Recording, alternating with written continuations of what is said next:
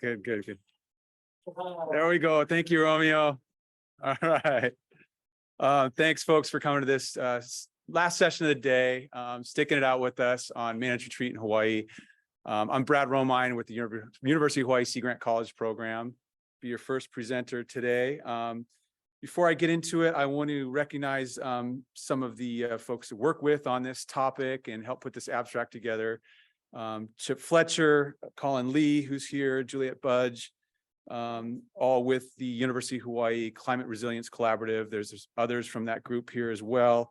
Amy Wirts, who's also with the University of Hawaii Sea Grant College program, and Leah Laramie, who's with the State of Hawaii Climate Change Commission. And there are many more that have worked on these topics. I'm going to share with you today. As it says up there, I'm a coastal geologist, climate adaptation specialist. I work in Honolulu, University of Hawaii, with the Sea Grant program. I'm sure many of you are familiar with Sea Grant. There's even some folks from other Sea Grant programs here. Hawaii Sea Grant's one of a national network of 34 university-based programs, Sea Grant programs under NOAA, supporting coastal communities through research, extension, and education, putting science to work for our coastal communities. I'm also helping to run our Pacific Islands Climate Adaptation Science Center, which is one of 9 regional university-based CASCs, as we call them, in cooperation with the U.S. Geological Survey, focused on delivering science to help ecosystems and people adapt to a changing climate. And as I mentioned, there's a number of us. I also work really closely with this Climate Resilience Collaborative, which is a research program at the University of Hawaii at Mānoa School of Ocean and Earth Science and Technology, that's funded through the Office of Naval Research. And there's a number of us here today, and that program's led by Dr. Chip Fletcher. Okay. Let's see if I can figure this out. All right. Advance. There we go. So those of you that might have attended the Kauai Managed Retreat session yesterday at 3:30. Some of this will look a little familiar. I've got some other material coming up, so bear with me for a moment, but I do want to kind of set the background here. This is kind of a typical coastal setting in Hawaii. And because of this, we're kind of particularly vulnerable to coastal hazards and sea level rise. First of all, we're located in the central North Pacific, so we get large waves on all our coasts kind of year round, varying with the seasons and the wave directions. And our beautiful geography also creates challenges for mitigating and adapting to coastal hazards and sea level rise. Limited, expensive land on these low-lying coastal plains, typically backed by steep mountains and fronted by narrow beaches and narrow dune systems, many of which have often been kind of bulldozed down and built right on top of, adding to the compounding the hazards that we have. There's just generally not a lot of room to move back when we talk about managed retreat in a lot of areas, and it's complicated by small lot sizes, limited urban zoning, and just not a lot of land, and it's expensive. But there's also a deep sense of community and connection to nature and place in Hawaii and culture and the society there that does increase our resilience. Like many coastal regions around the world, Hawaii is already experiencing the effects of increasing coastal flooding. And we're experiencing this through kind of 3 main processes. The first is direct marine flooding. That's waves and increasing high tides washing up right over our shoreline. An example of that from Coastal Highway in West Maui, where it's already washing up over the highway during our king tide, high tide, extreme tide events. Drainage backflow, that's an area of called Mapunapuna, a light industrial area in urban Honolulu. And then we're also seeing groundwater inundation. We have a porous geology in our coastal plains that coastal groundwater is going up and down with the tides, and we're starting to see increasing flooding. This happens to be the basement of the main police station in downtown Honolulu that gets flooding on a regular basis from these king tide events.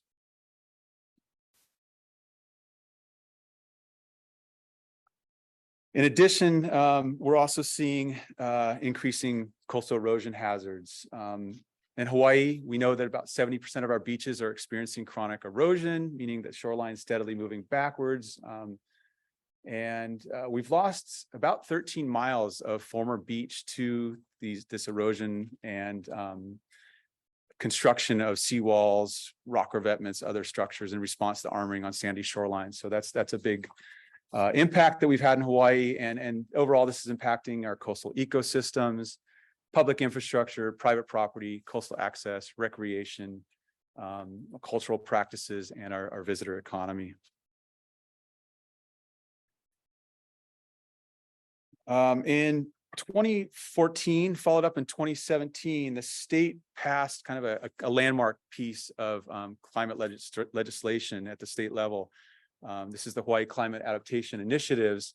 It implemented portions of the Paris Climate Agreement. It also established a Hawaii Climate Change Mitigation and Adaptation Commission that's made up of heads of various state and county agencies and lead committees from the state legislature. And most relevant to this, it directed the commission through the State Department of Land and Natural Resources, which is a state agency I work really closely with through some longstanding cooperative agreements, to develop this statewide sea level rise vulnerability and adaptation report. And through that report, which was completed in 2017, adopted by the commission soon after, we developed this report and this statewide sea level rise viewer. And this was developed through a close collaboration between state of Hawaii offices, university researchers, and extension faculty like myself and many others, as well as private sector consultants that contributed to the writing and the vulnerability assessments in there. And we just finished a 5-year update to that report. I'll have a link to the 5-year update coming up at the end, that kind of assess the progress we've made to some of the key recommendations that were provided in this report. The state report and viewer looked at 3 main impacts of sea level rise for Hawaii. And these are really looking at kind of the chronic impacts of sea level rise. And the first is this passive flooding kind of model. This is really similar, basically the same as that passive flooding that you see on the NOAA sea level rise viewer, which is available, I think, nationwide. But we did it kind of specifically for Hawaii as well. And this is using high resolution digital elevation models to look at just areas that are simply below sea level at high tide with a given amount of sea level rise. The blue area is the area that we expect to be underwater at high tide with 3 feet of sea level rise. This is, again, that area, urban Honolulu that I showed earlier, Mapunapuna, floods today during king tide events, and that's some recent flooding in that area. The second model we looked at is annual high wave flooding, and this model simulates wave run up over the shoreline during a typical highest wave event of the year, plus a given amount of sea level rise. That highest wave event is statistical calculation from actual offshore wave buoy data, and use a model to kind of transform that wave breaking across the reef and run it up the shoreline to get at what areas will be exposed to high wave flooding, in this case at 3 feet of sea level rise. Again, this is that area of West Maui, the coastal highway there, that's already highly vulnerable to coastal flooding and some of the impacts we're seeing there. And this is a screenshot from that state of Hawaii sea level rise viewer. And then the third sea level rise impact model from the Hawaii sea level rise viewer in that report is coastal erosion. And this model is based on measured rates of historical shoreline change that come from historical shoreline studies.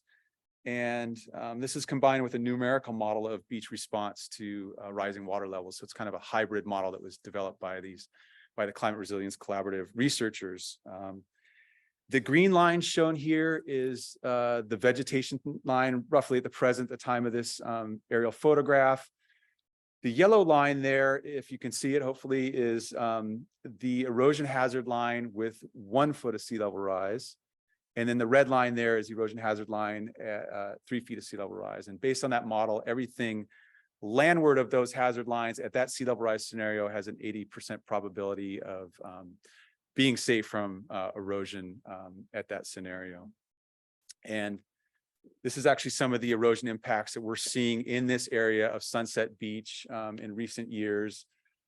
One house that's fallen off the sand dune has since been lifted back up, pulled back onto that property. And then some of the tarps and other responses that have been laid across the eroded berm dune there to try to slow the erosion and save some of those houses, and making a huge headache for people trying to access the beach, but also the regulatory agencies, including the ones I work with, and trying to deal with this ongoing wicked problems that we have along our shoreline. Just one example of those. For vulnerability assessment, those three sea level rise hazard exposure areas are combined into a single sea level rise exposure area that we call the SLR-XA or SLREXA. This is one example of that blue area, is that combined sea level rise exposure area for section of East Kauai Island, Kapa'a town. That was what that looks like. And that, again, that's a screenshot from that Hawaii sea level rise viewer, if you'd like to go on and look at that. And then that combined sea level rise exposure area was used for overall vulnerability assessment. What are the overall impacts that we are looking at in this area of chronic flooding at various sea level rise scenarios? And the state and the counties have really kind of chosen to focus on this 3 to 4 foot sea level rise scenario, which is at the time was a high-end scenario for the IPCC when we were doing that, is now evolved more into kind of a mid-range intermediate scenario with the NOAA data that's come out in the past couple of years. And we do recommend looking at higher scenarios for maybe up to 6 feet for critical infrastructure. But this 3 to 4 foot scenario is kind of been the main focus for state and county planning. As I mentioned, there was an overall assessment of vulnerability, finding $19 billion in loss of land and structures in this chronic sea level rise exposure area. Certainly a gross underestimate because it does not consider critical infrastructure, the cost to repair roads, underground infrastructure. It also found that 6,500 structures would be potentially chronically flooded in this area, and close to 20,000 people displaced in that sea level rise exposure area.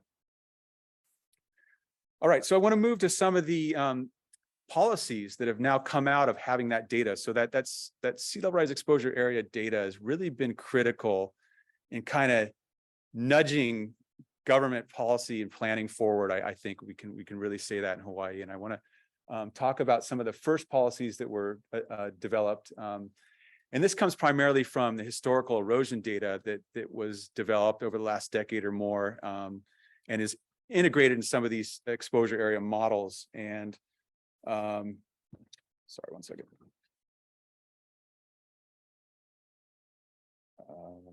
Sorry, one moment. Okay, so the first kind of policies that were developed to kind of start moving stuff back in Hawaii were these shoreline construction setback policies. And we went quite a bit into depth on these in the session yesterday with Kaina and Kauai folks. But I'll just go over them real quickly again. In 2020, the state updated its minimum setback through its Coastal Zone Management Act to a 40-foot minimum setback. The counties of Kauai and more recently Honolulu, as well as statewide through the State Conservation District rules, have gone above and beyond that and are allowed to by state law.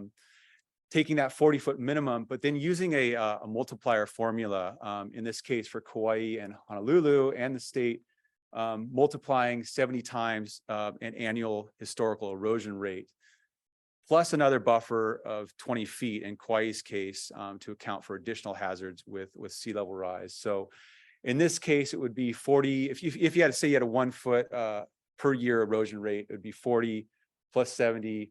That's 110 plus 20, that'd be 130 foot setback. There are provisions in those laws in each case to accommodate for narrow lots. We have a lot of these kind of postage stamped lots in Hawaii that are largely built out, so there's accommodations for that. I'd say these setback policies are among the most rigorous in the nation. The downside is they only apply to new development and redevelopment. So it's a way of moving new development back, but doesn't apply to the dense existing development we have along much of our shorelines. And these policies really have faced stiff opposition prior to adoption from development rights advocates, but we managed to get them through. So it's a success story for sure. Maui was the first county in the state back in 2003 to adopt those erosion rate based setbacks. Now armed with the information from the sea level rise viewer, the sea level rise exposure area, they're trying to take it a step further and are adopting new setbacks that would factor in the future erosion with sea level rise. And these setbacks would be intended to ensure the safe siting of new coastal development and protection of sensitive cultural environmental resources back beyond that 3-foot erosion hazard line that you see in red there that's coming from that sea level rise exposure area modeling. And this setback has been approved by the Maui Planning Commission and will likely be signed into law by the mayor soon. We're waiting for that.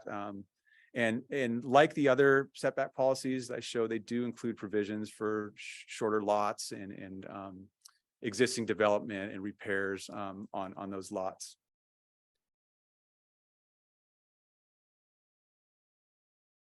Some of the other recent successes we've had at the county level in Hawaii include 2018, the Maui mayor was backed up by the county council resolution to telling executive office in Maui County to begin including climate change and sea level rise considerations in their planning and policy actions.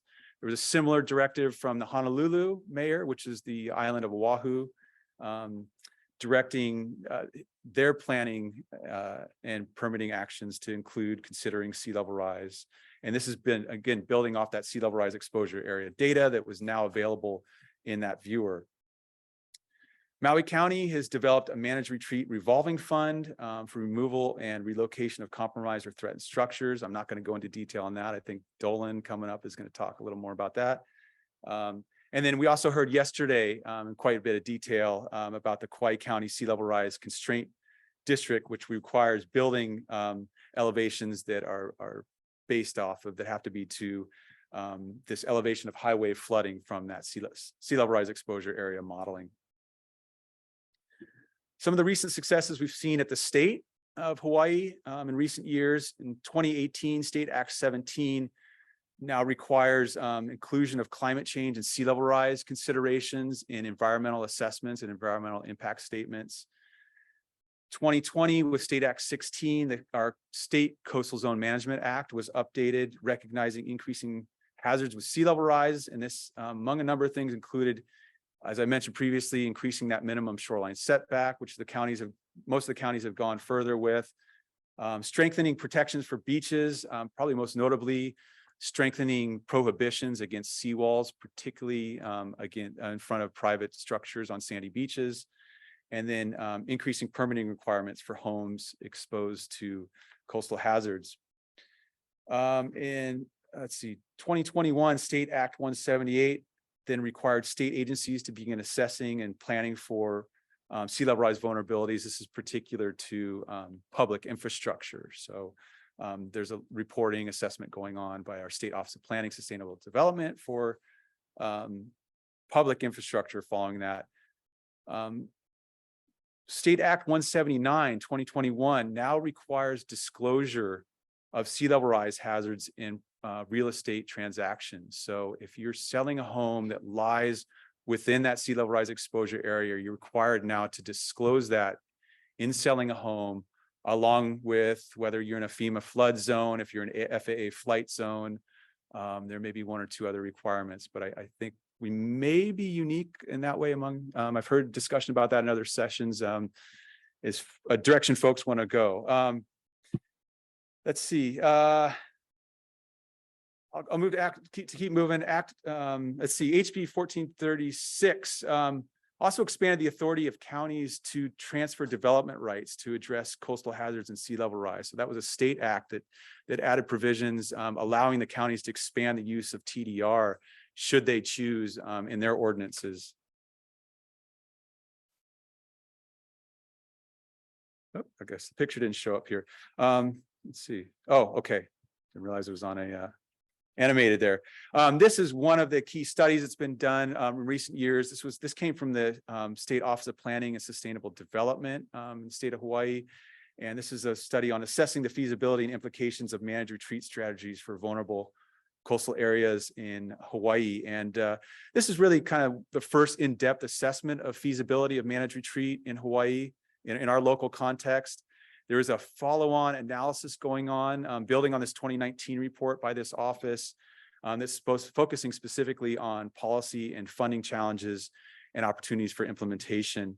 And it's part of a broader initiative of assessing the variety of tools for mid and long-term coastal adaptation strategies for our state. And it came out with a number of key findings, really kind of pointing us in the direction, and we've used this in preambles of legislation of some of the key things we need to do as far as next steps. Where I want to end is with some of the most recent legislation that we've seen at the state of Hawaii, which is really a big part of what brings me here, and I think some of my colleagues here from Hawaii. Some of the legislation that's been introduced in Hawaii in recent years. This is House Bill 756 relating to land use. It got a number of hearings, progressed somewhat in the state legislature this year, did not pass. And we hope to build on it in coming years, including from what we're learning from you all and through this conference. But it would have required state plans and program and to begin to develop a program for voluntary relocation of residential development statewide. It would have established a sea level rise relocation special fund, and it was intended to facilitate relocation through a number of tools, including transfer development right, acquisition, and other approaches. And I just really want to briefly touch on some of the concerns that came up from legislators and some of the testimony that we're kind of looking to address in the coming sessions. Social equity, certainly an important topic that we need to work better on, considering with this type of legislation. Specifically came up, how can the state justify paying wealthy landowners to move? That's kind of an overgeneralization. We do have a lot of very expensive homes on our beaches in Hawaii, but it's certainly a mix of residents and users on our shoreline. But that's a concern that comes up over and over again. Another comment I remember hearing: managed retreat is abandonment. Are there other adaptation tools available? And I really like what I heard in some of the last recent sessions, that managed retreat is the end of a continuum, but we are at kind of the end of that continuum in some locations, including that site that I showed you at Sunset Beach. But there are some places that we have more time and maybe can use some of those other tools in the midterm. And then again, we kind of developed this bill as voluntary retreat. Are there places that we're going to mandate relocation? That's an open question. I'm not sure. I don't have an answer for that, but that came up repeatedly. So again, this bill is likely to be reintroduced next year in our biennial legislative session. And we're also going to be working closely with a number of state agencies, including the Office of Sustainable Development and Planning, through their ongoing studies as well. I'll end there. Thank you. I think we're going to hold questions to the end till everybody gets through their presentations. So please keep those in mind, and we'll come up at the end. Hopefully there's time. This is that 2022 follow-on report that kind of also charts in more detail our progress on sea level rise policy and planning in the state of Hawaii. So thank you.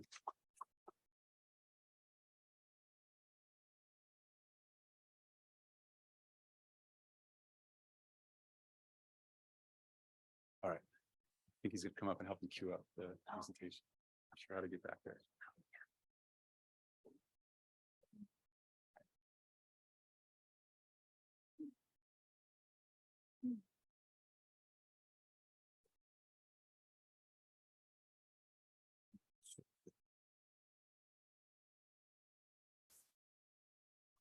You gotta make sure that it's in slide view mode. Okay. So give me 1 second.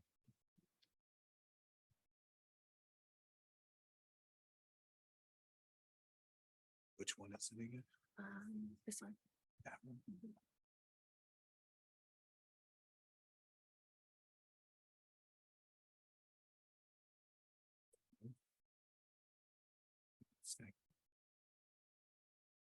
think it's.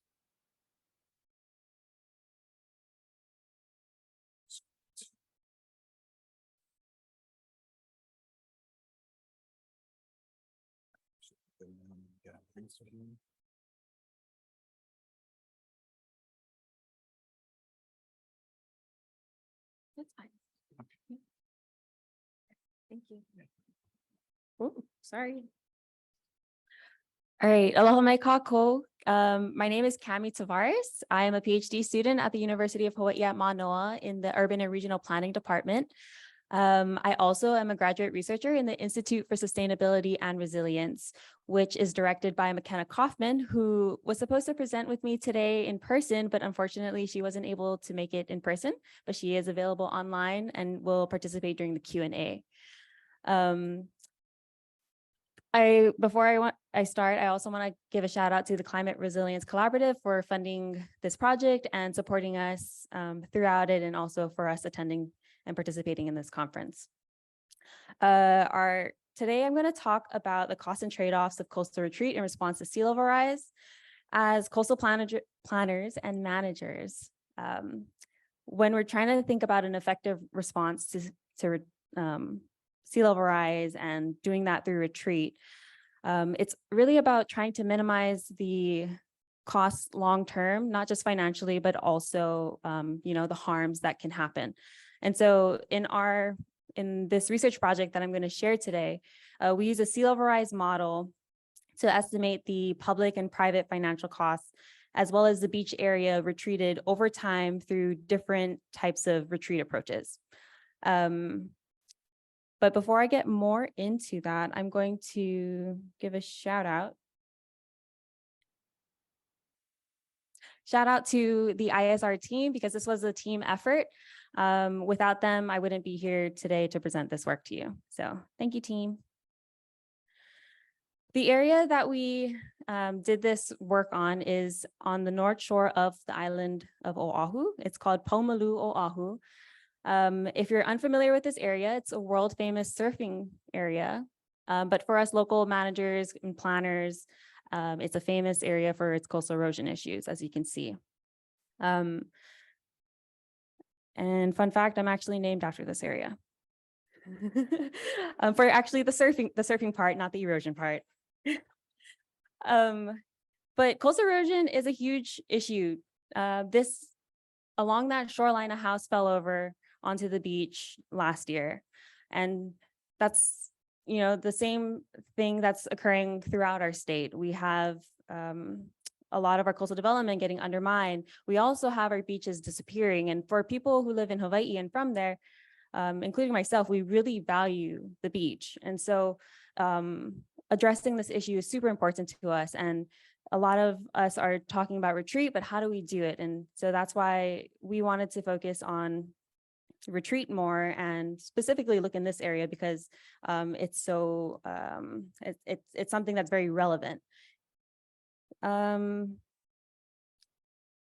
and as Brad said, there are other hazards too. So this is the same area that he was showing earlier, but I wanted to show how far inland it actually is. It's where that orange arrow is. And this is just from drainage backflow during high tide. And this happens very often, as Brad mentioned. And then another hazard that we deal with is wave flooding. This happened last year as well during a major south swell. There is a wave crashing into and over an entire condo, and it damaged some people's homes. And so all of these hazards together, and even separate, are a major issue for us.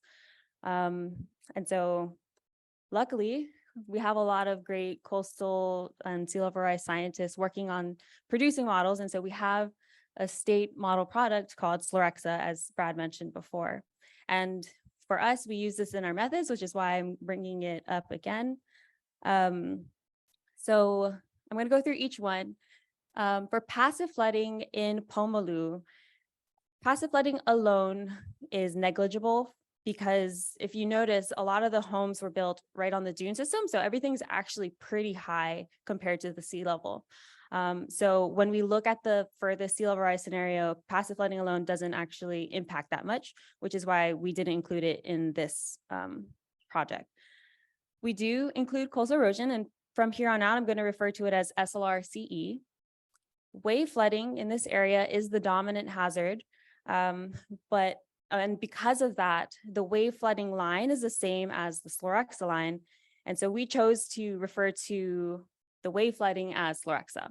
So the main thing you need to get from this slide is that we are going to use the coastal erosion line and call it SLRCE, and then the wave flooding line, but call it Slorexa.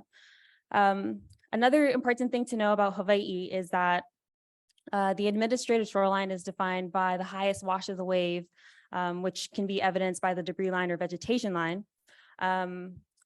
By definition, Slorexa or the wave flooding should be the administrative shoreline or the future shorelines. But in practice, what often happens is that the administrative shoreline falls closer to the CE line. And so in our method, we explore the cost differences that might occur using the different lines. Yeah. Okay, and this is what the model products look like in our area. So there are 4 sea level rise scenarios: 0.5 feet, 1.1, 2, and 3.2 feet. On the left is SLRCE, and on the right is Slorexa. Another thing to note here is that this is mostly a residential area, and right in the middle there is a road and a bridge. So those are the things that we're dealing with when we're trying to think about retreat. So what are retreat costs? There are a lot of things, and actually a lot of it is hard to quantify. So unfortunately, we only quantify the things that are on the left, but we did want to still acknowledge the other things, such as beach and nearshore restoration, litigation, coastal zone management, regulation, enforcement, and then the big one, which is the social, cultural, and environmental values. As I mentioned before, the value that we have for our beaches are super important, and some might say immeasurable, like there is no dollar that you can put to it. Another thing could be like access to an area. When the beach erodes, you can no longer access it. Or then for environmental issues, you could have contamination from asbestos or lead when the homes fall over and enter our ocean. So those are the things that are really hard to quantify, and unfortunately we weren't able to include that in this project, but perhaps one day. What we did quantify are private and public costs. So for public costs, we have property acquisition, property tax loss, and then the relocation and removal of public infrastructure. And then for private costs, we have the removal of the private structures as well as the buyout and loss from the private properties. So to look at that further, the public infrastructure that we're looking to relocate and remove include the road, bridges, and water mains. And then for private properties, the things that we quantified costs for is the on-site sewage disposal systems, or OSDS, the building, and the land. And where the costs lie depend on the approach that you take. So the cost could fall completely on the public, or it could be a mix between public and private. So we have the cost. Now, how do we actually go about quantifying this? Like, what retreat approach do we take? So there are 3 approaches.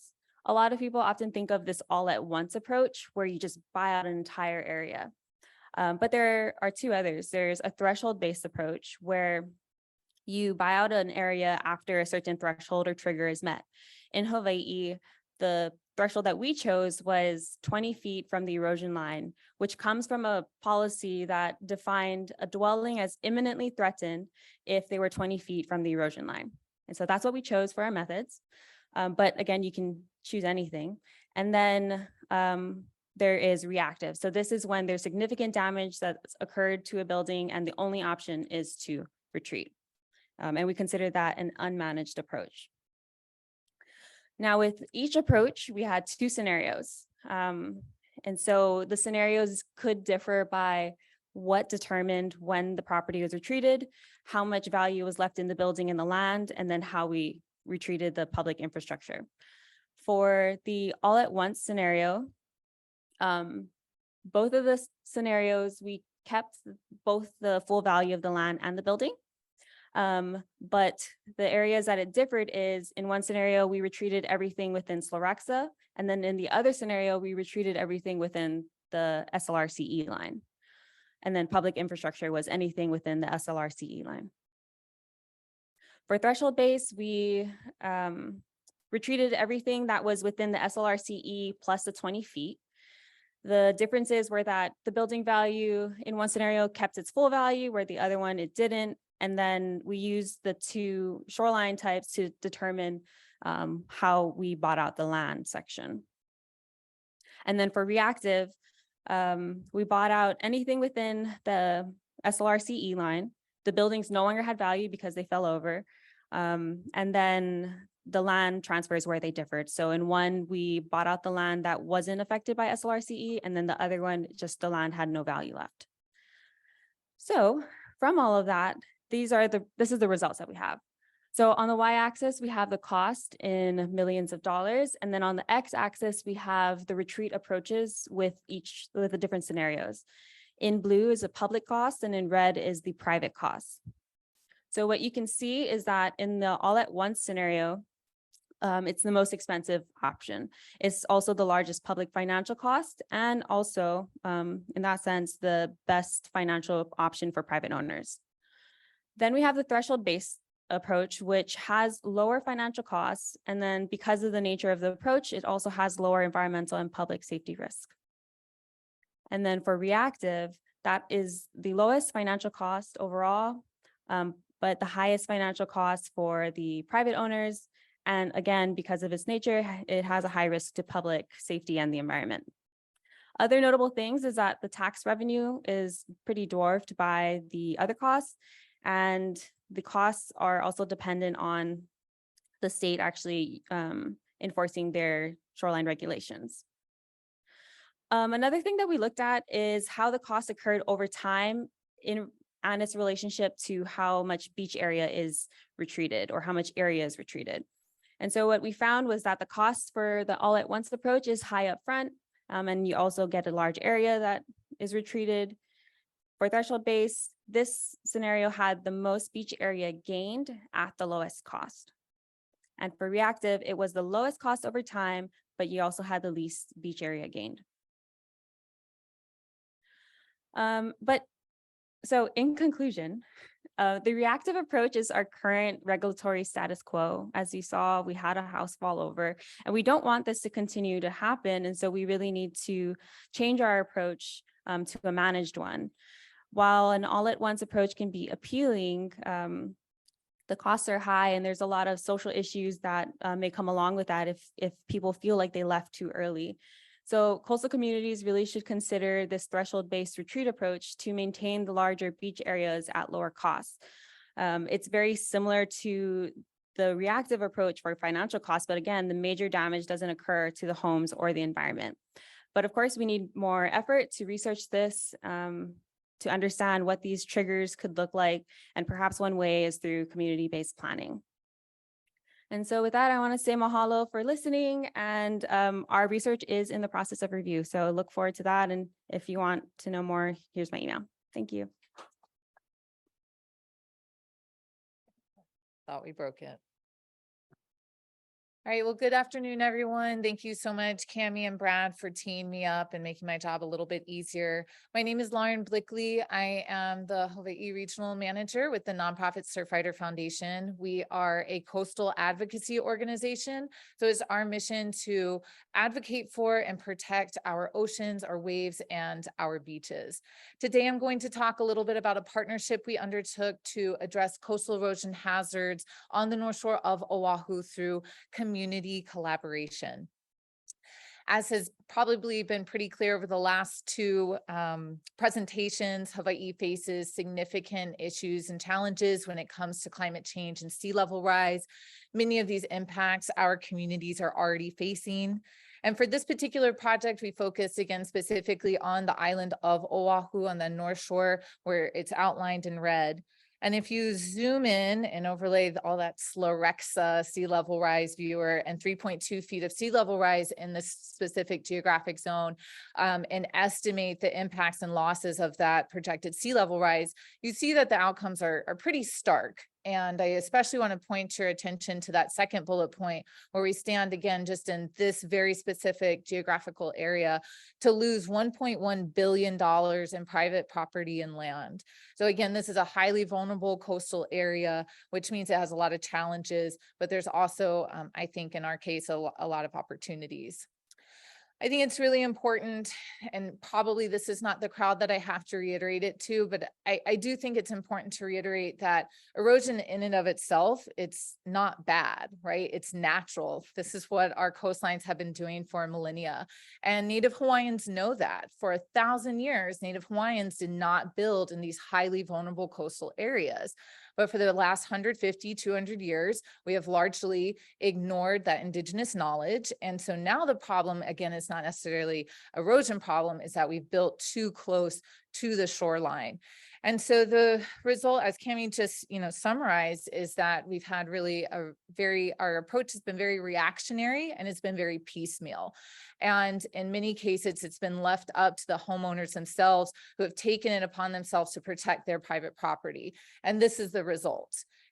We have a mixture, again, a patchwork and a mixture of legal and illegal and permitted and unpermitted work that's happened in the coastal zone. Again, this focus on protecting private property, but that obviously comes at a huge cost and expense and detriment to our public beaches. And that kind of brings me to, I think, a very important second point, again, that just feel like I'm regurgitating Cami's talks. So thanks, Cami. But again, that value, I don't think it can be reiterated enough, particularly in Hawaii, how important our beaches are to our community, and the value, not only the cultural resource value, the value for recreation, but also the value as an ecosystem, as it being an ecosystem. The good news is that in Hawaii, our beaches are considered a public resource, and the state is constitutionally obligated to protect this resource. And as Brad so clearly laid out, we have a number of state and county laws that have further gone into protecting that public resource. This is my oldest daughter, Kyla. She comes on lots of beach excursions with me, but I snapped this photo of her, right? She's like finding a place to eat her snack. She doesn't look too stoked, but it also just, again, reiterates, I think, that use of the public beach juxtaposed against that we have just competing challenges in this area, and juxtaposed against what this homeowner is trying to do to specifically save their house and their property. We, of course, have a lot of different challenges, and this is by no means an exhaustive list of those challenges, but it was some of the key challenges that came out of our working group that I'm going to talk about in a few slides. And the first, of course, is the immediacy of the impacts and what is happening right now in this area. It's not 50 or 100 years down the line. It happened yesterday, right? It's happening today. It happens tomorrow for these individuals and these homeowners. So that doesn't leave us with a lot of options. In addition, Cami touched on it, we have what's called a bifurcated coastal zone in Hawaii, and I have both county and state people in here. And again, I get to play the nonprofit role. So don't hate me when I say this, but I do think it is a major challenge having this bifurcated coastal zone. Our jurisdiction is split between where that high wash of the waves is. So again, you can see very clearly in this photo that one house, we have a house on the sand, but the house that is still standing next to it, like its living room is literally half on county land, half on state land. So that is a jurisdictional conundrum, I think, and challenge just in the communication and who's in charge and whose role is it to address these issues. And I don't think that's been clarified. And then finally, another challenge is that lack of mechanisms for property buyouts. And I don't think that property buyouts are the end all be all, but it is an important tool that we have to have in our toolkit. And right now at the state level, we do not have any type of mechanism in Hawaii to be able to facilitate these buyouts. We don't have the framework for that. And so therefore we don't have that option to give homeowners who are looking to exit this very vulnerable area gracefully. So what do you do? Right? I think that's the $1 million question and why we're all here. And just to give you context of this particular photo, that gray house on the right side of the screen, if you look down that, I guess, burrito or sandbag at the bottom, that's the one that my daughter was sitting on eating her snack. So this is what the coastline looks like behind her. And again, it's a pretty challenging situation all the way around, from the private property, the challenges that they're having, to also the loss of our public beaches. And that's when, kind of looking at this situation, saying, what can we do, able to put our heads together. And we came together with Sea Grant, UHC Grant, and SSFM International to convene the North Shore Coastal Resilience Working Group. And when I say it like that, it makes it sound like we knew exactly what we were doing, and we had this beautiful roadmap and all this time and extra energy and effort and funding to create a working group. And that honestly cannot be further from the truth. Okay. So in complete transparency, let me just go back so we can, again, kind of have the context that we were working on under this, is that this working group really came out of, I think, this level of desperation, to be quite honest. And we have Dolan, who's going to be speaking in a few minutes, that we really have to thank for this working group, because it was October of 2020. Again, we have this significant issue happening on the North Shore of Oahu, and Dolan sends out this email to about, it was 20 or 30, it was a lot of people you included on that email, Dolan. And it included county, state, nonprofits like Surfrider Foundation, politicians. And it was essentially saying, included a picture and was like, what are we doing on the North Shore? What is our plan, right? Like, how can we just kind of continue business as usual, given this is our backyard right now? And it was that email that really kind of started igniting this conversation. And Surfrider, being a nonprofit, we're in a unique position because we are very nimble. It didn't take us, 5 years and a bill and all these other things to create a working group. We were able to work in this very nimble context of working together with UHC Grant and saying, hey, let's get this rolling. Let's see what we can do. And because, again, we're a nonprofit, and particularly coastal advocacy, we are really we're really well positioned to respond to calls for action, right? That's a lot of what Steph and I do, is we're responding to crises, and we kind of know how to do that, unfortunately, really quickly. So it was a really amazing partnership that we were able to develop out of that. And so we used Surfrider's ability to quickly mobilize and organize, and be able to also move money around quickly and get funding quickly, and the Sea Grant expertise in terms of the data. And then we brought on SSFM International, because they brought on that professional, or that ability to facilitate, right? They're professional facilitators. So it turned out to be this really important partnership, ultimately with this goal for us to sit down from a community-driven place and discuss, well, what are the options on the table? What can we do? And yeah, what are our opportunities? And to be completely honest, I didn't know anyone was going to show up to our first meeting, but it turns out that we had a series of 6 meetings with really robust discussions. And we started off creating this collective and shared understanding, which I think was really important. We kind of started off with like, what is happening? Why is it happening? What's happened in the past? What's projected to happen in the future?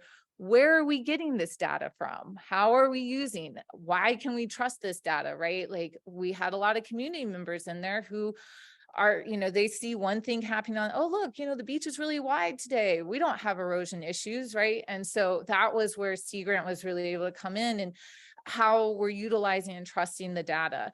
And then we took this really nice, like, talk story, walk story, field trip together. And you see the man in the front of that photo, his name's Steve Albert. He is one of the homeowners. He's actually the homeowner whose living room is half county, half state right now. But it was really important, and I think such an important part of this whole process, to hear his experiences. He's lived on that beach and in that house for over 40 years.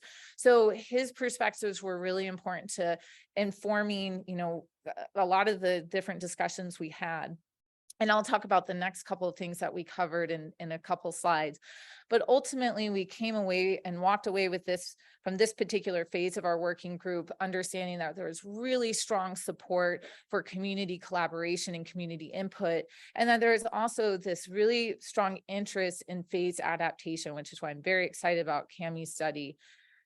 We did take steps to identify as a group these 3 key hotspots. These are areas where public infrastructure, particularly a road, or private properties, are like again, immediate kind of danger and threats to erosion.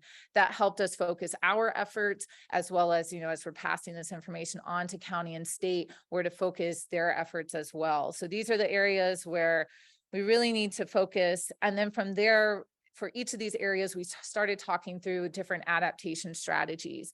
And I think this was an important aspect of all of this, because it, particularly for our community members who are not working in this space every day, it took away that idea of like, our only option is managed retreat, thinking of options very black and white, right? And looking at them in a more holistic aspect, understanding what's already happening on the North Shore, what's happening in other parts of Hawaii that could potentially be applied to the North Shore, and what was, absolutely a no-go for this particular stretch of coastline.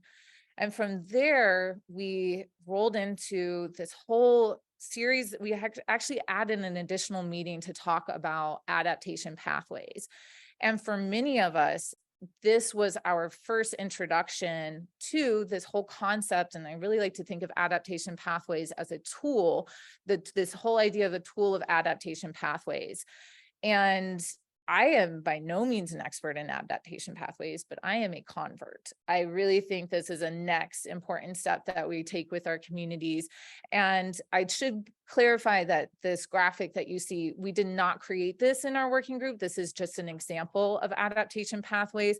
But I think from the community's perspective, it again was this breath of fresh air, like, oh, we can look at all of these strategies on different timelines, and we can have a suite of strategies. And it's not just Surfrider or Sea Grant or the state saying you must get off the beach tomorrow, right? That there's these overlapping options and opportunities, and that there is also that option for the community to be involved and provide input to that. So I really hope that we can continue. We just did not have the expertise or the time or the resources to dive into that whole strategy and planning. What we were able to do, though, was, and this is just a snapshot, but we were able to look at different timeframes and discuss different strategies as a group for these different timeframes, and identify the needs and next steps for each of those strategies. So this is actually something Brad, Dolan, and I, this is our homework, because we need to go back and review some of these next steps and needs, and I think this is a good check-in for ourselves about where we're at and still where we have to go. In addition, we outlined 7 critical concerns, most of those going back to those 3 challenges I talked about in the beginning: the immediacy of these impacts, the lack of options and guidance for our homeowners, as well as, the absence of this long-term comprehensive plan, the lack of a community vision. What does the community want to see in this area? And we also outlined 6 key recommendations to address some of those critical concerns. The ones that you see that have a star next to them are ones that we actually saw traction and movement on already at this most recent state ledge level, or even at the state level. So we've already started to see our recommendations being taken seriously and starting to put some of those into practice, which was, very rewarding. In addition to the final report that we released in October 2022, you can download that. I missed out on the QR code train, so next time I'll have a QR code up there, but you can go to that website, old school, and take a look at it and download it from there. But in addition to that final report, I think some of the key things that we walked away with are having informed community members and having community members involved in this process. And hopefully we can continue to build on that, as well as now we don't have to be the blind leading the blind, right? That we have a template that we can share with other communities and other localities who may be interested. This, I think, relatively speaking, is a low-cost way. Again, it was driven by nonprofit and community groups, and an opportunity to apply this to other areas that may benefit from it. And again, some key follow-up things. I really have super appreciated our partnership that we've been able to develop. And of course, we do have a number of lessons learned and next steps. One of those being we absolutely need more voices, particularly Native Hawaiian voices, as well as increased agency engagement, particularly from agencies such as Department of Transportation. We have a huge opportunity to expand that community engagement and education. But we also, kind of going down to that last point, again, this was largely funded and driven from a nonprofit standpoint, which we're strapped on resources and funding just like everybody else. It would be great to figure out a way, whether the county or the state in some way is able to more come in and support this, maybe even take it over, right? Or support it in some way so we can continue and sustain it and have a round two, a phase two. So thank you all so much. Okay, aloha, good afternoon, everybody. While we're getting queued up here, I'll just do a quick little introduction and background. First of all, I want to thank the rest of my panel. Excellent presentations. I have the honor of bringing it home on the last presentation of the afternoon. So thanks for sticking in there, everybody. I know it's been a long day. We've covered a lot of ground in this session, from kind of the 10,000 foot level with Brad on the science behind some of the sea level rise, to the economics of a particular location, to a community-led effort in partnership with Surfrider, to now, and Colin's part about the legal aspects. I'm going to bring it home with how do we pay for this? A couple of different mechanisms for how we might pay for this. Oh, you need to know Eversole. Them prompted up? No? I don't think it's up yet. Okay, we'll find it. Should be in the folder. So anyways, my name is Dolan Eversole. I'm with the University of Hawaii Sea Grant Program. I work very closely with Brad Romine. I'm also a coastal geologist. Yeah, 13A. As such, I serve as a technical advisor to the Waikiki Beach Special Improvement District. So I do a lot of my work in Waikiki, but I'm not here to talk to you this afternoon about Waikiki. I'm here to talk to you about funding mechanisms for how do we do managed retreat. And I guess full disclosure, I am not an expert in this field. This is something that is of great interest to all of us. So I wanted to put in an abstract to kind of explore this more. So yeah, thank you. I also want to give a shout out and kudos to Colin. You win the prize for the best background photos. Excellent. I was like, wow, that's a great photo. I've never seen that before. And I've seen almost all of these photos in every presentation. So good job on the photos. I got to talk to you about where you got those. Yeah, okay. So what happens when you work in a coastal research institute? You have a lot of access to photos. Hang on a second. Okay, well, while we're working on that, I'll just keep you entertained, I guess. So my presentation, as you're going to see, has some background information to, and I'm going to skip right over these, like, why do we need to do managed retreat? I think this is a pretty informed audience on that topic, so I'm not really going to get too much into that. And I think you've seen from previous presentations the critical need to protect some of our coastlines, and in particular our beaches. And one of the things I wanted to highlight, this isn't really part of my talk, but it was something that keyed me in on Cammie's presentation, is one of the elements that's missing from our conversation is, what is the beach worth from an economic perspective? That study that she was involved with looked at what is it going to cost to do these different strategies, whether we wait till it's unmanaged or do we do it proactively. But the part that's missing from that economic equation is, what about the beach? And I think it's fair to say the beach is worth millions of dollars. There's no question about that, but it is a question mark at this point. One of the things that we do have information for is Waikiki Beach. We in fact did an economic study of Waikiki Beach, and it's worth about $2 billion a year. That's Waikiki, so that it's an exceptional beach for obvious reasons. But that's just that's a starting place for how we might develop economic models for how you value a coastal resource, including beaches. So I just wanted to highlight that's a really important part of the conversations that we're having with respect to the economics of retreat. And part of the part that's missing is, what is the beach worth? That social, cultural, and recreational value. Good to go? It was working before. I just want to make sure you can read your notes. Oh, okay. As you go along. I usually don't follow my own notes, so all right, I should have told you that ahead. Okay, so knowing that we're just about out of time, I'm going to kind of breeze through this. You guys got a good sense for what we're dealing with in Hawaii. We have these outstanding natural resources. Our shorelines are world-class, truly, and there's a lot at stake with the threats of sea level rise. We also have a lot of coastal infrastructure that you've heard about. Our major highways are all right at sea level and critical assets for transportation and so forth. In addition to single-family residences that are threatened with erosion, we also have our major urban center in Honolulu, and for each island for that matter, that is imminently threatened with sea level rise threats, including our airports, highways, and major ports. So there's a lot at risk here. What I mentioned previously, what is a beach worth? Well, $2 billion in the case of Waikiki. We have not done economic studies for other beaches yet. I say yet with the hope that we are about to embark on some other studies looking at the economic value of, let's say, Sunset Beach, for example. Managed retreat, I'm not going to talk about what it is, but I just wanted to highlight NOAA has its own definition of managed retreat. It's worth noting that it has specific mention of thresholds and triggers. That caught my attention because we talk about that a lot. And so NOAA is involved with that conversation now about what is managed retreat.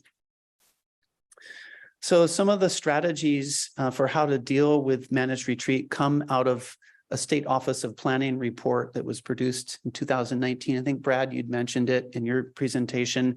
These are just selected strategies and recommendations that I pulled out because they spoke to me. You see mention there of community engagement. We hear about that repeat. Almost every session I've heard here is something about community engagement, really important. Having more than one option. It seems to be kind of a bioptic conversation that we're having, not just in Hawaii, but everywhere. It's you either armor or you retreat. Well, there's a million different strategies. We heard about spectrums repeatedly. There's a spectrum of options. So this managed retreat report does talk about that and highlight the need to understand what those options might be. Time is not on our side here. When we talk about managed retreat, those examples you saw from Sunset Beach, we're at the end point.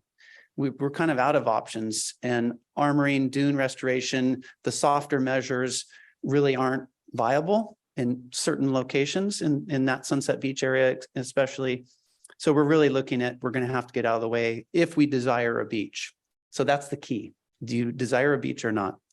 So I just wanted to highlight, we do have a report on managed retreat the state of Hawaii has put together. It certainly doesn't answer all the questions, but it's a starting place for how we might discuss this in the future. So how do we pay for this? We do have some good examples. I have to admit that Hawaii, we have essentially zero experience with managed retreat, but there's a huge amount of interest in this topic of how do we relocate communities? Where do we relocate? Who's the priority? And this is an example. We tend to be really focused on the North Shore in this group for whatever reasons, but here's an example from the North Shore of Oahu. This is that same area that you keep seeing repeatedly that Cami had shown for the economic study is in that lower left portion of the image. But the area just above that, the bluff above it, was slated for private luxury homes about 15, maybe 20 years ago now. And through a partnership with local land trusts, the state, the city, and the Army, believe it or not, because they do training in this area, they were able to acquire the property through this partnership and take it out of private interest and put it in, they put a public easement over it and conservation easement, so it will never be developed. And that was a huge relief to the community there in that it would have changed the nature and character of this area pretty significantly. So that's one example. There are many others right in this immediate area at Waimea Bay, if you're familiar with that, similar thing happened. And then more recently at Turtle Bay, up on the northeast corner of Oahu, there's a large hotel resort there that actually they were able to give up their rights to build a bunch of new hotels, and in return gave up land for public use and are building parks through a partnership with the local land trust to pay them and compensate them for that loss. So it's not managed retreat, but it's variations on that theme that we're seeing success in Hawaii. So it's a starting place for us to talk about. So how do we pay for this? Well, we do have, each of the counties have their own open space and land acquisition programs. And I just wanted to kind of summarize these right up front, and then I'll walk through each of the counties' land acquisition funds. So each island essentially is a county in Hawaii. So we have, you can see there, Kauai County has their land acquisition fund, which is a percentage of their property tax, 0.5%. Maui County is 1%. I'm going to talk about Maui County a little bit more in a second. Hawaii is at 2.25%, Honolulu at 0.5%. I threw in the Legacy Lands Fund, which I'm going to talk about here, but I just want to highlight thing. I am mixing apples and oranges here.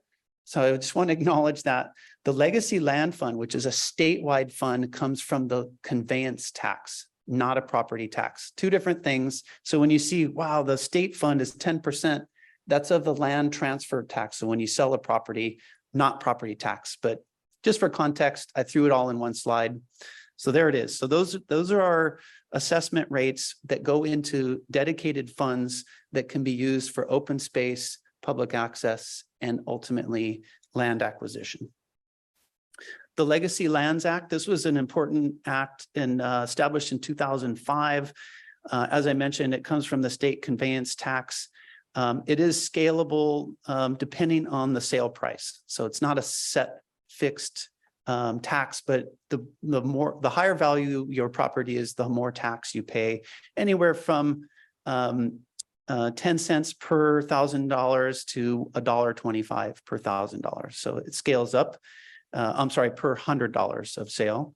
And currently it's capped at $5.1 million per year. So that's the upper cap that it can generate. Although this year, however they did it, they were able to increase that cap to $8.9 million. It has a revolving fund, so it doesn't expire.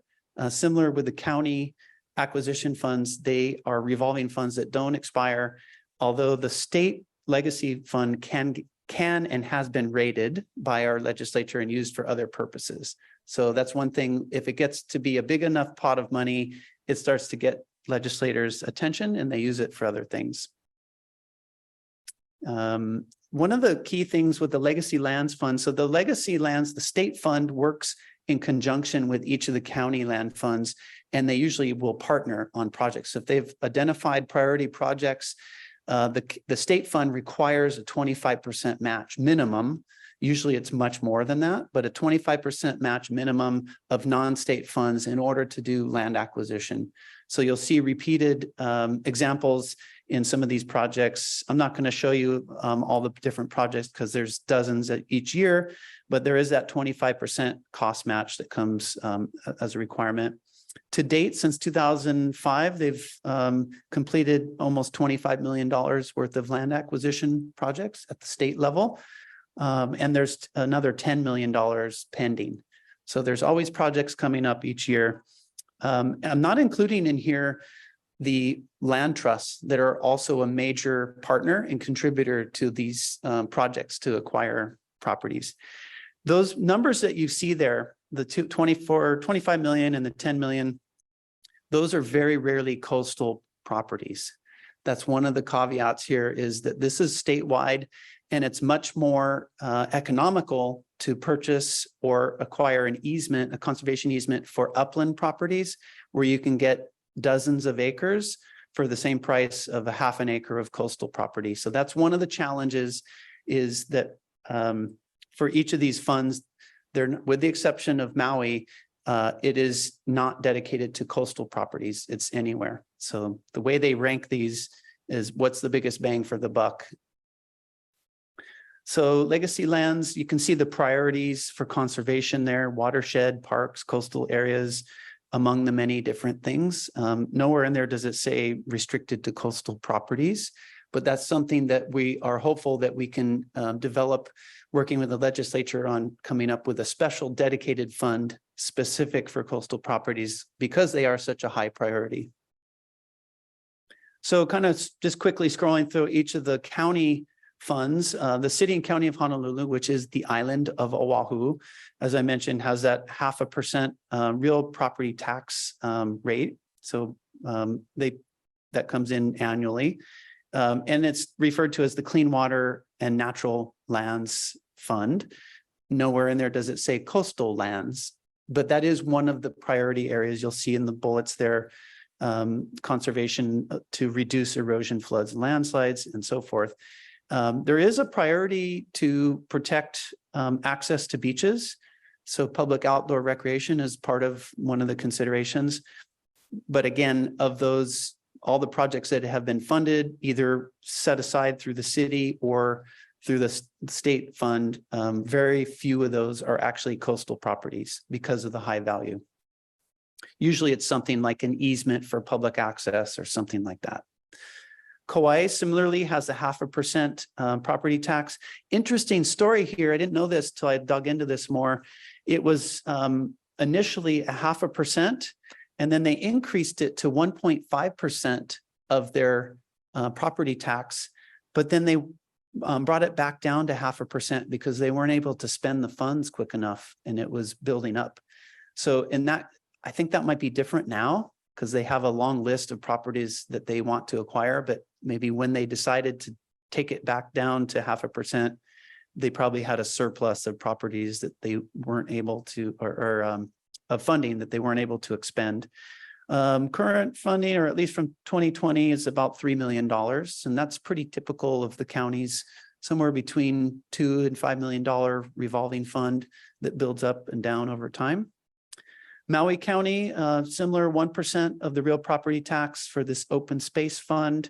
And this is the asterisk. I don't know if you caught that on my chart earlier. There was an asterisk for Maui. The asterisk is, in fact, a new managed retreat revolving fund. Brad briefly mentioned this, which was established just last year.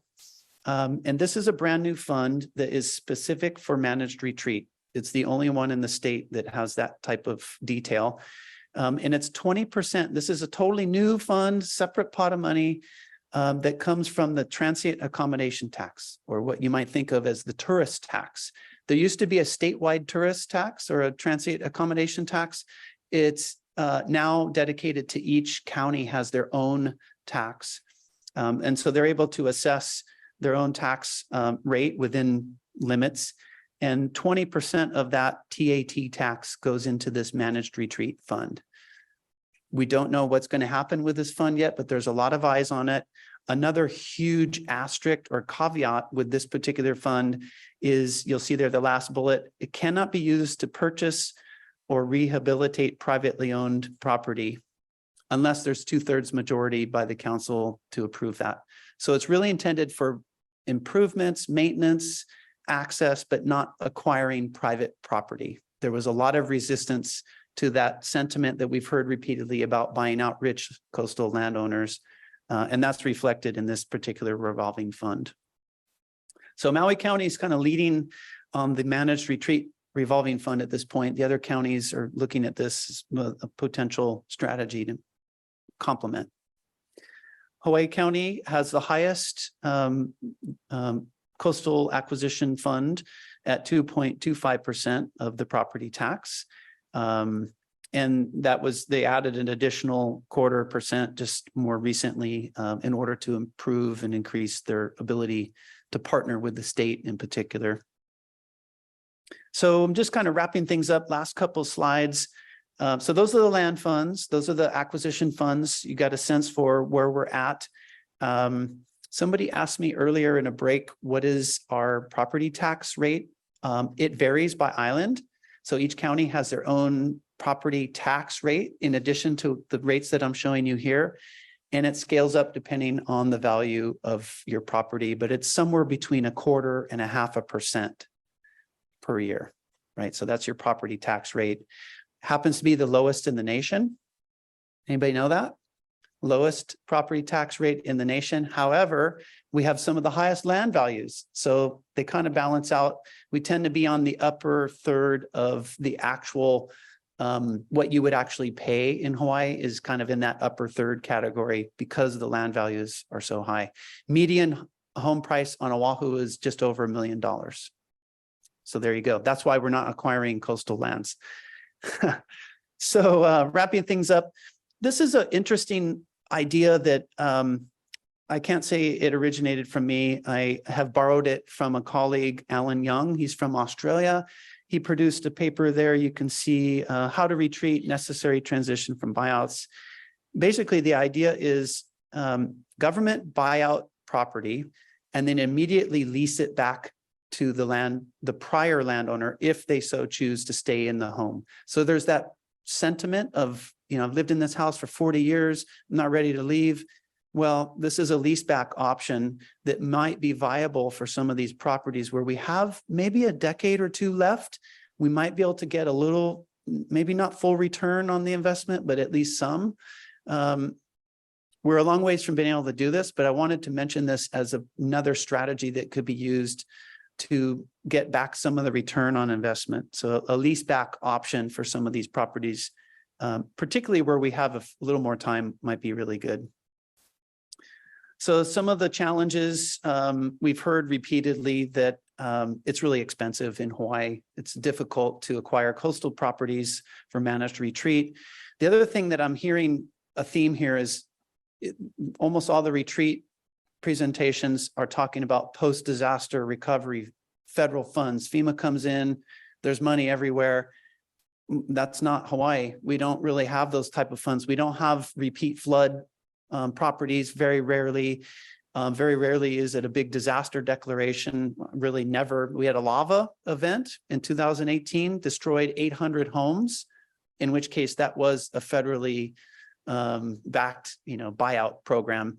So when we talk about this, our inability to do this, I point to that lava event, the Kilauea eruption, as an example of, well, actually, we just need a big event, and then maybe we have the ability to do it.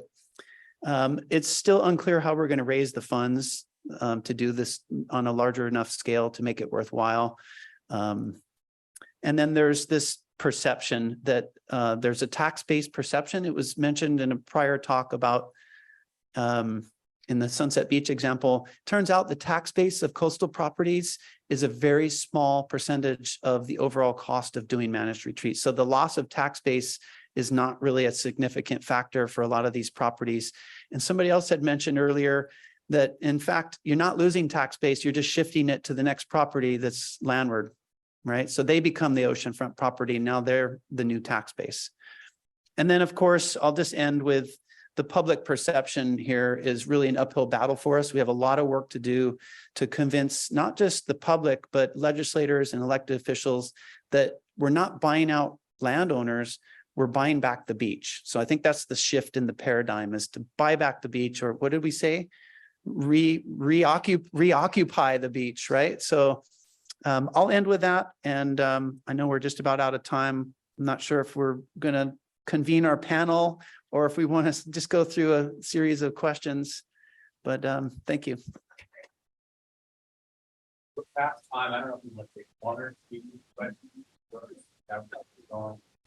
I'm happy to facilitate some questions. I think we're close enough that if there's a question, I can maybe direct it to the person that might be best suited.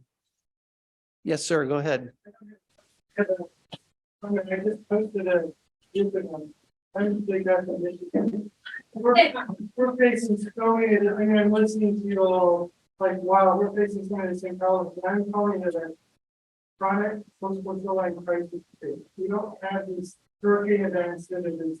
God, I think, oh my gosh, we're facing chronic crisis. Maybe we should all be talking to each other and collaborating on it. So I just posted an announcement, a big announcement. The folks there are other states, like Washington and California and others. We could be learning from each other and collaborating a little bit. So I just posted down that we have to engage in with others. I really enjoyed the presentation. I'm going to be wild. You know, also kind of interesting. Thank you. We appreciated your presentation yesterday and couldn't help but notice the parallels and similarities. Maybe we should look to see if there's comments in the chat. Can anybody give me a heads up if there's anything we need to address there? We're okay? Okay, thank you. No questions. Any other questions in the audience? Okay, we have one. like the cultural identity and the goal of people preservation is so important, so strong. I'd love to know what early initiatives have been taken about the Native Hawaiian community to stay engaged or able to learn from other tribal indigenous perspectives on this cultural habits. Great questions. I'll leave it to the panel if anybody wants to jump on that, but I can just add one thing that we do have in Hawaii, what are referred to as moku councils. These are community-led, self-organized groups that provide input and feedback, and they're largely very Hawaiian culturally based groups. They have largely not been engaged in a lot of these coastal conversations, but I think there's a recognition, especially on that North Shore Working Group, we recognized the need to bring in more of a cultural perspective. So I think there's recognition of the need for that. I don't know if I can point to any specific examples, Cami. Oh, sorry. I don't have a specific example except to say that this is exactly what I'm interested in doing for my PhD. I'm just starting it, and one of my focuses is Indigenous planning, and I do want to explore those questions. So.